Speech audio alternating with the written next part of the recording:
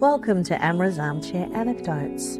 I'm Amra Pajalić, writer, teacher and storyteller. Pull up a chair and let's dive into stories about writing, life and lessons learned, sharing wisdom from my armchair to yours. You can find the episode show notes, your free episode handouts and my how-to guides at amrapajalić.com/podcast. And now it's time to dive in. Welcome to Amra's Armchair Anecdotes. Today I'm here with Veronica Ho, who is my best friend of 30 years. She was a nurse for 20 years and she now works as a case manager in supporting NDIS clients, specialising in disability. Today she's here to talk about her transition into weightlifting as a way of finding well-being and joy. Thank you, Veronica. Thank you, Amra. So, I just wanted to sort of start with the great passion of your life is weightlifting, and this has led you on a journey of transformation. So can you tell the audience about you as a teenager and your body image at the time? So as a teenager, I was always the chubby one. Not a lot of confidence at all. I was always the person walking with their head down. Not kind of the person. I perceived myself to be as a person that was lost in the crowd, in the back corner. I wasn't confident in speaking to people. So it's taken to me being almost 50 to build that confidence to keep my head up high and to put myself in situations where I have to take a deep breath and be a big girl and go and have conversations with people that I wouldn't normally have. But I was always that person in the background, wearing black all the time. So I just fade into the background. Yeah, but you also kind of attracted people to you because you were so silent and so kind of reserved, but you're quite welcoming still. And people would really approach you and tell you things. And one of the things I remember is that you were so self-possessed as a teenager where you were one of the rare people who knew how to keep people's privacy. So you kind of became the confidant for a lot of people and carried a lot of weight there. I did, and I still find that today. I guess that just comes from having my own issues and my own own, I'm going to say demons. And I know how important it is to keep that secret, I guess. Yeah, and to sort of help support people in that way. Correct, and to understand how important it is to other people to have a safe space. Yeah, and that's something that really comes through now in the job that you're doing, yes. And also as a nurse. And so you are now a little Miss Weightlifter, and you've even competed. So can you talk through how all that happened and how the transitions and changes? So the weightlifting and the decision to go on stage was, I remember being in a change room this goes back to when I was about 16, and I remember being in a change room and looking at myself, and I couldn't fit into a size 18, and I remember looking at myself and thinking, this can't be, this isn't me, something has to change. And I always had a vision of myself of not being that person anymore. After having my daughter, who's now 16, I thought I have to be a person she looks up to, not necessarily to look skinny or look a certain way, but to teach her that anything's possible if you put your mind to it. And it's a very scary process for someone that isn't confident, for someone that took a long time to believe in herself. It's a really, really scary journey and continues to be a really scary journey. Well, let's just contextualise this for the audience. So you do weight training. Tell us some of your stats in terms of the weights that you can do. Okay, so the heaviest I've leg pressed is 200 kilos. That's the heaviest I've leg pressed. I'll shoulder press. The heaviest is 12.5 kilos because now I have lots of niggles and whatnot. But I work around that with my trainer.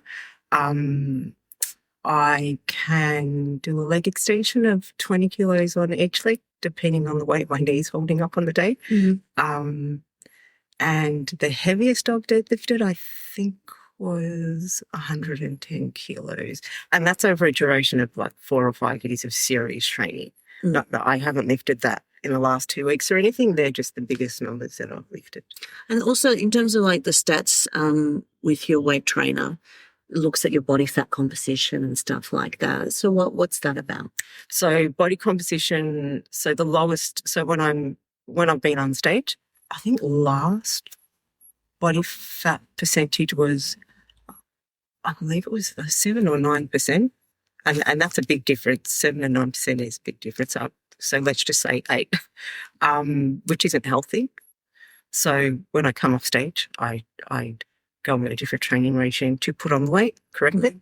And to put it in terms of size, maybe a size 6. And then I'll go up to a comfortable size 10, which is where I am now. And yeah, and in terms of kilos, so now I'm sitting at the heaviest I've ever been, to be honest, which is 68 kilos. The heaviest I've ever been weight training is 68 kilos. But when I hit stage, I'm about 55, 60 kilos. And all of that is muscle. All of that is pure muscle stage. Yeah. And just, can you contextualize like the food and the eating and all of the things that go into this? Because you're now at this point where you have this amazing body that is beautifully sculpted and, you know, just stunning, and a booty that I just love staring at, like always, right? And so you've got this amazing body. And so, but one of the things that happens is you have people looking at you and going, oh my God, and how do I do that? And they don't really understand the discipline and the work that's going into it. So can you talk us through like your eating regime, your training regime, all of these things that, you know, to be where you are at and to do what you are doing, what does it take? It takes being very selfish with your time. The easiest part of getting or being fit and healthy and getting on stage and all of it is being selfish and making time. The hardest part of it all is not the eating. The hardest part is, the hardest part is the preparation. The easy part is training. So, and also the hardest part is that selfishness of going or saying to yourself, no, I'm going to stop. So I remember, I'll give an example. I remember we were moving house from House in Sunshine, and we were packing boxes, and I had boxes all around me, and this is in my very first stages. And I'm like, no, I've got to train. So I had to work on losing my body fat before working on my muscle. So, and I remember with all these boxes around me, we were moving house. I'm like, oh no, I said I was going to leave the house at 2:00 to go and do my training. And I just left everything. My husband was home, and I said, I've got to go. Where are you going? I said, I've got to go train. 2:00. I told you I'm going to train. And that is the hardest part, to just drop everything and to stick to your regime and to stay true to yourself. And the shopping, like, it's expensive. It gets really expensive because I'm shopping for my own nutrition, and then plus for my family as well. And that it can get really, really expensive. So, and also food preparation. Like, you've got to take over the fridge. Yeah, because you do your food prep, you do all of your meals. Correct. For a few days at a time. Correct. Protein every day, weighing. So we'll buy, like, because my husband does it now also, so we'll buy 2 or 3 kilos of our protein at a time, and then get it home, put it in the freezer bags, weigh it, put it in the freezer bags, and then, you know, and it's all weighing. It's just all weighing. But now I can do I can do like 3 days of food prep in 2 hours. Because it's something that you've been doing for so And many it's years. just, it's second nature. And I can look at an amount of food and go, yeah, that'll be about right. And I can chuck it all in.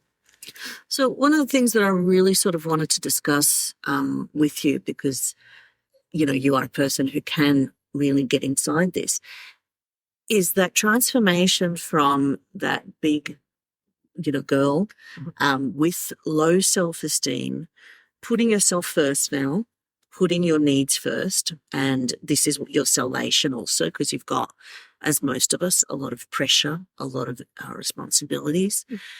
So how does that transition happen? Because, you know, they're like, I went through the opposite, where I was like the skinny mini.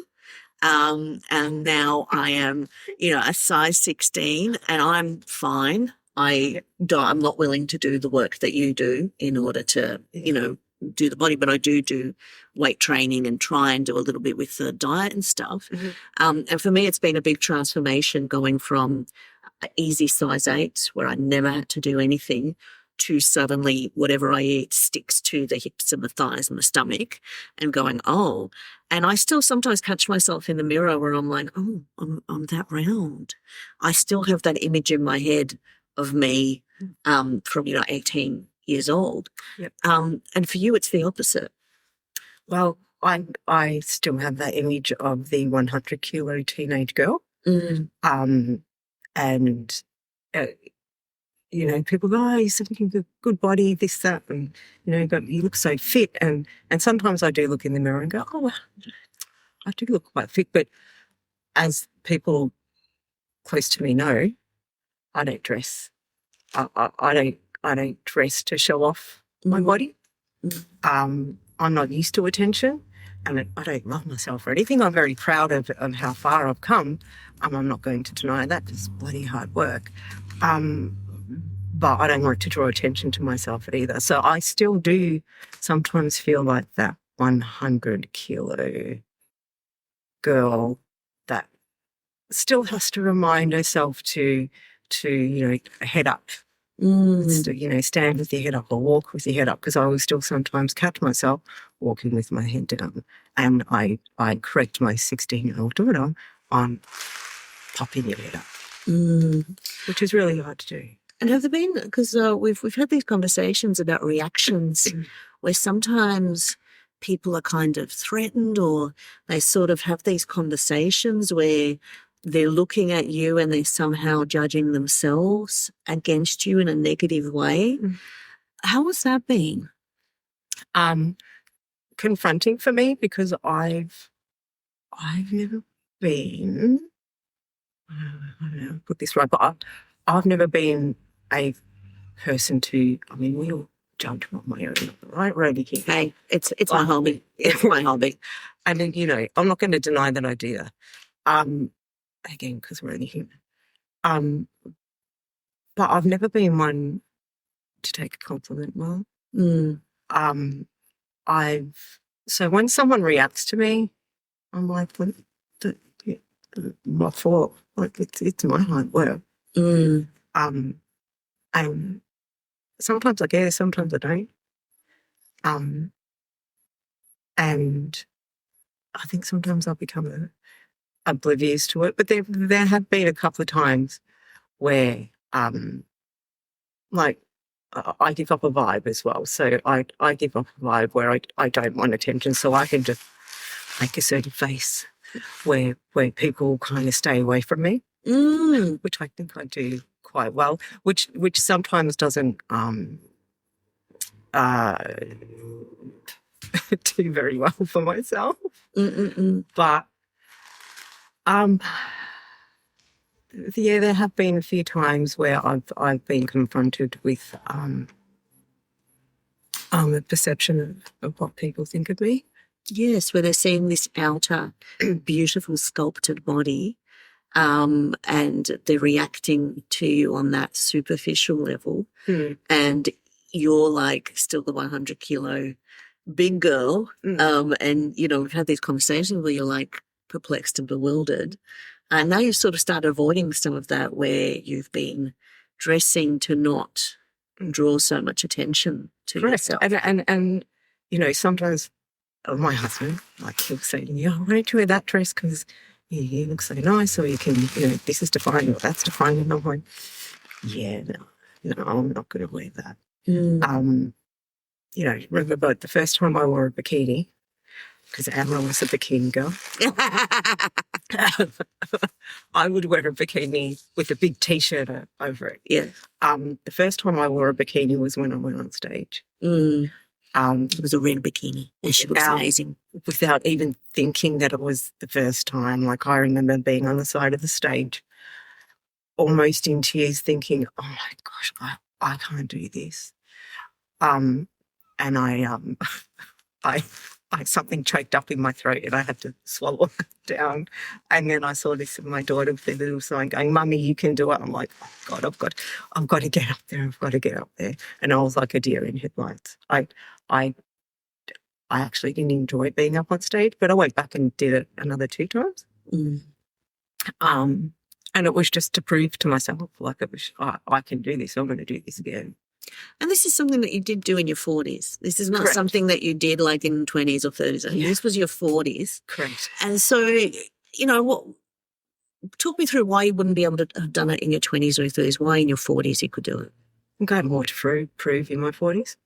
Again, coming back to my daughter, to prove to her, like, I now say to her, if she feels as though she can't do anything, I don't say, look at what Mummy did. I got up on stage. It's just that, getting up on stage, though, is a process. It's the diet. It's the training twice a day sometimes. It's following routine. It's saying no to people. It's going out to people's houses, which I think people loved about me. Like, I'll bring my own food. No, yes. I'll bring my own food. Yeah. Won't eat anything at anyone's house. Yeah. Don't bother offering. She's got her little containers. Yeah. Sorted. But, coming back to what you said about being confronted with people, like that's probably a time where I had to explain myself to people. So I'd go to people's houses, like, just have a little bit won't hurt. Just have a little bit. No, it's fine. And then I realised that that's them projecting, because I think a lot of people didn't think that I could do it, which was more reason for me to do it. Yeah, well, I remember when you were talking about after you lost your weight, because we had this thing that we were like, "You're big boned. You're a big bone." Big bone. I grew up being told, "Don't you're big bone." I remember saying to my uncle once, he said, "Oh, you're just big bone." And am I allowed to swear? No. Try not to. No, and I'm like, I'm not. No, I'm not. I'm just, F-bomb fat. And then he kind of put his head down. Yeah. And I'll never, ever forget that day. And I'm not big boned. You are not big boned. You're actually delicate boned. You take after your mother. You've got that delicate Scottish, bone structure. Yeah. And so I remember you saying, "Oh, it was actually I was eating more." I eat so much. Yeah. I love it. And I think that's works in my favour through my transitions, my different transitions, is that I love to eat. Like, I'll eat. So I thought, oh my gosh, I'm not going to be able to eat much. And of course, when it comes to like the last week or two, depending on how much fat I have to lose, that my calories are cut back. I go into a calorie deficit. But now when I'm maintenance, I eat like 4 meals a day. But also you make your own sweets. You used to make your own chocolate. I did make my own chocolate.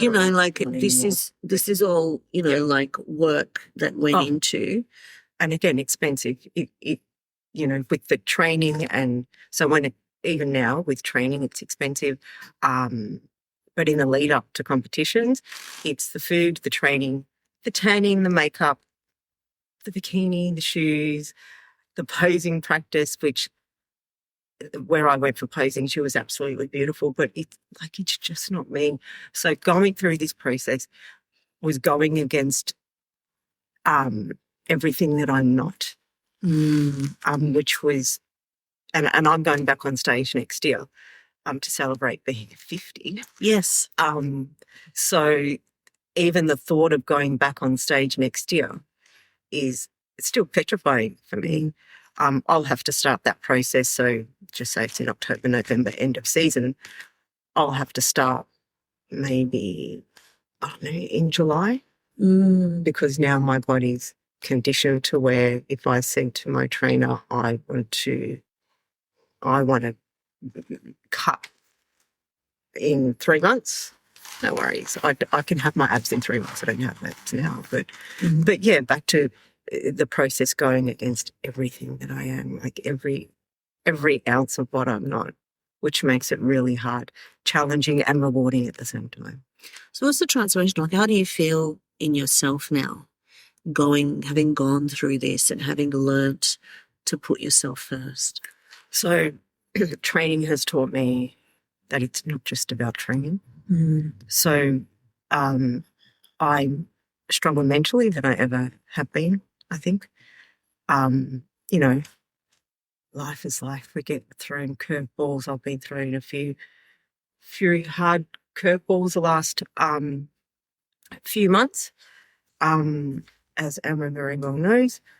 But I continue to train because it's my space. It's where I think. And when I train, I look at myself and it's almost like looking at another person, where training is my therapy. And that's what it's become. And also, like, things that we've had conversations about, you being in the gym with these big bros and they try and steal your weights and stuff. Not going to happen. Not going to happen. Or I'll just get to a machine or something like that, or my little bench space, and then I'll get a tap on the shoulder after I've wiped down everything. They may think I'm finishing, but I've got my bag there. And they go, have you finished? Oh, I'm just getting started. Yeah. So there's like certain strengths that you project. And like when we were talking earlier, like it's all about body image, and it's not about how we look, it's about being healthy, but it's also about what we tell our daughters. And so, what's the message that you're wanting to give to your daughter and to all women out there? Just to not be afraid of becoming the person that you truly want to be. Just don't be afraid of it.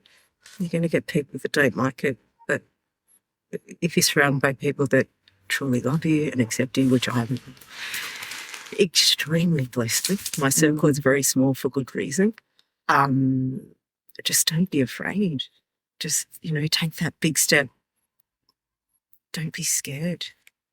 If you fail, well, there's no such thing as failing. If it didn't work out this time, give it a rest, go back next time. When I competed, like everything comes back to competing.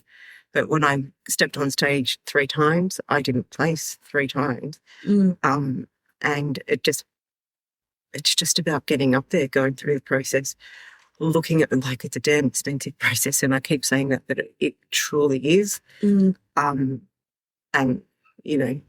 the example, my last bikini was $600 just for the bikini. Yeah. And then everything else on top of that. So it's a good, say, $3,000. And I felt guilty about spending that money. I pulled out. I remember pulling out of one the night before.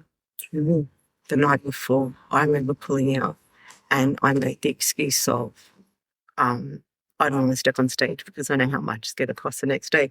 But I'd already done the hard work and paid for the bikini and paid for everything. It was just an excuse. Don't make excuses like it's because you look back and go, shoulda, coulda, but didn't. Yeah, and like also that thing of, at this point in our lives, taking those risks, and it's more about just trying, and it doesn't matter what the result is. It's just the actual experience. Yeah.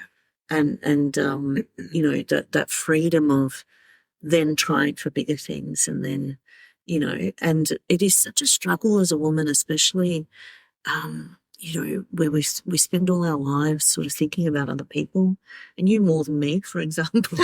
One of the conversations we have is that I'm selfish, she is selfless. If we could give each other a little bit of each, we would make the perfect person.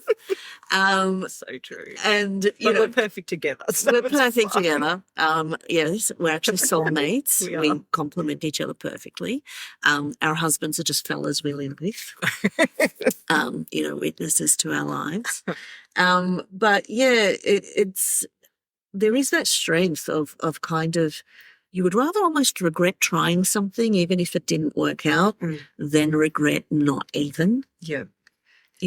But I've got the confidence more so now, even in my perimenopause, peri I call it. In my perimenopause journey, I'm going to say, I'm really at that stage where, or at that moment in my life now where, Amra has yearned for me to be, I'm going to say, where I just don't, it's not that I don't care, I still do care deeply, but recognizing that, it is about me and I can say no and I will say no. And I have said no, which is, for anyone that knows me again, knows how hard that is. And there's nothing wrong with saying no. Say yes to those that love you and care for you. And, I've got everyone in my life, if I called them and I was on the other side of the world, I know that they'd be there in a heartbeat, and vice versa. And then they're the only people I need in my life. But in perimenopause, I don't know what it is. I love it. I know.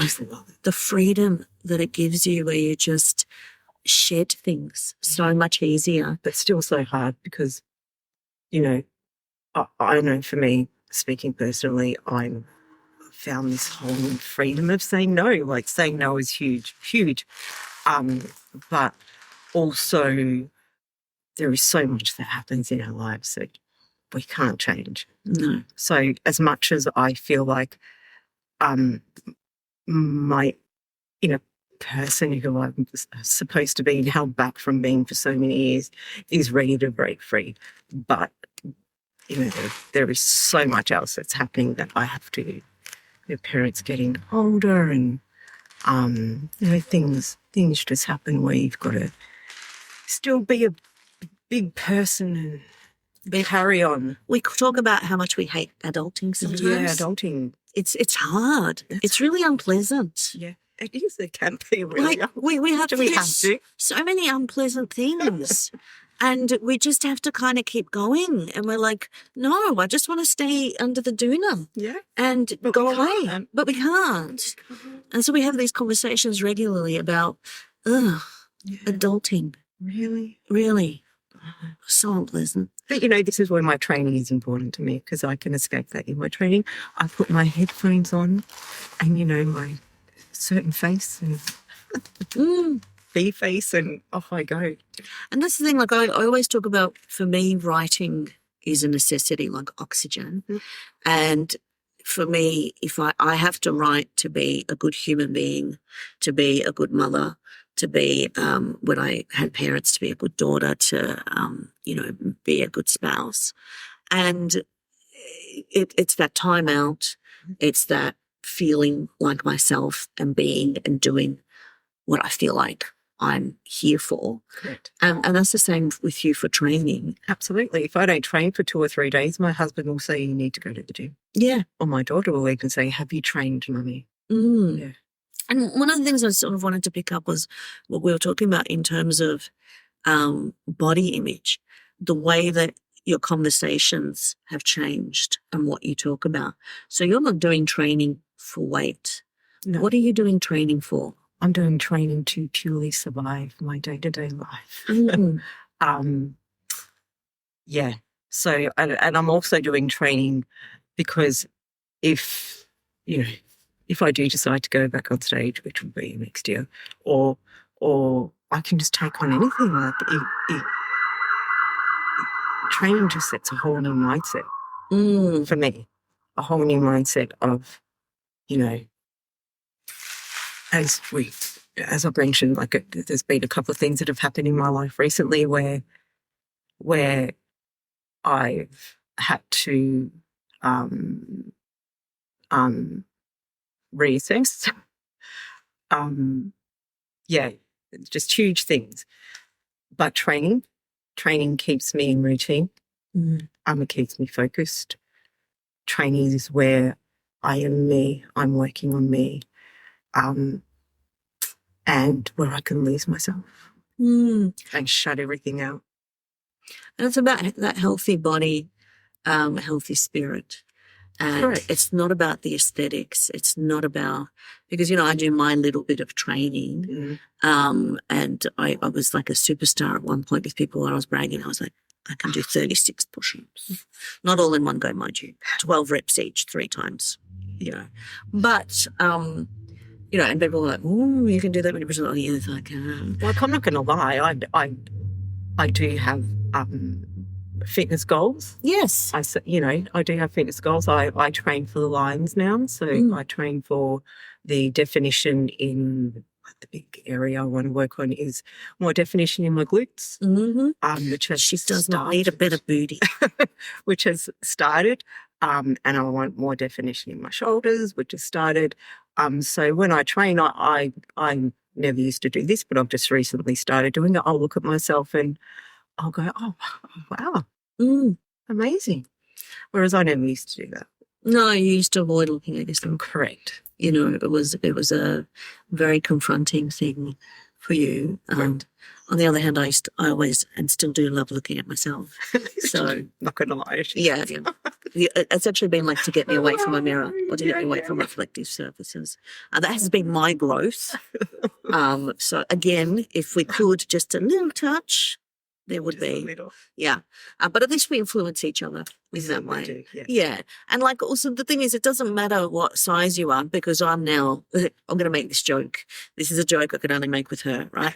I'm now the fat friend. She's now the skinny friend. It used to be reverse for, when we were teenagers.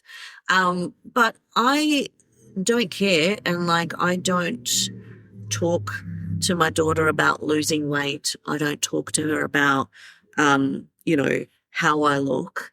I'm completely free with my body because what I do in terms of my little bit of training in terms of, every second day going on the treadmill with a 10-kilo vest and weights on my legs and doing my, weight training that I do with my 12-kilo weights. It's just about my body. It's about maintaining the physicality of my body, of my bones and the strength of my bones. Yep. And then there's things that I do that I'm using the protein shake that she uses with the creatine in it so that, for the body and maintain the body. And so, like I've got more body fat on me and I always will because unless I actually start caring and putting more time into it, but I'm not really bothered. And so it's about that healthy outlook, about feeling healthy, absolutely, about feeling good in who you are. Yep. And it's not about size. And I think the other thing is a lot of women are now starting to realize that, we now know that at our age, it's really important to do the weight training for our muscles and for our bones, especially in perimenopause. Like this is where the health comes into it. I'm praying that all the work I've done previously is going to benefit me through this peri journey. Yeah, well, it has because I'm on lots of medication for lots of different things. Yeah. You are not. Yeah. So I'm like medicated to the eyeballs in terms of, blood pressure, diabetes. I'm not laughing because it's funny because it's not. Yeah, and I'm also on hormone replacement therapy, and you are. Everything is perfect. It's almost. Yeah. So except for iron. Except for iron, yes. And that's the joys also of perimenopause. Correct. No, you've got me saying peri. It's going to be peri. It's going to be peri. It's that bit of spice. Yeah, that bit of spice. That bit of spice in life.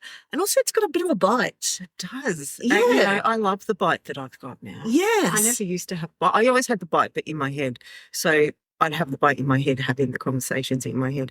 Now those bites are coming out, not in a nasty way, as you know, because that's not my nature. But I just can't be bothered. I think I'm just a bit over.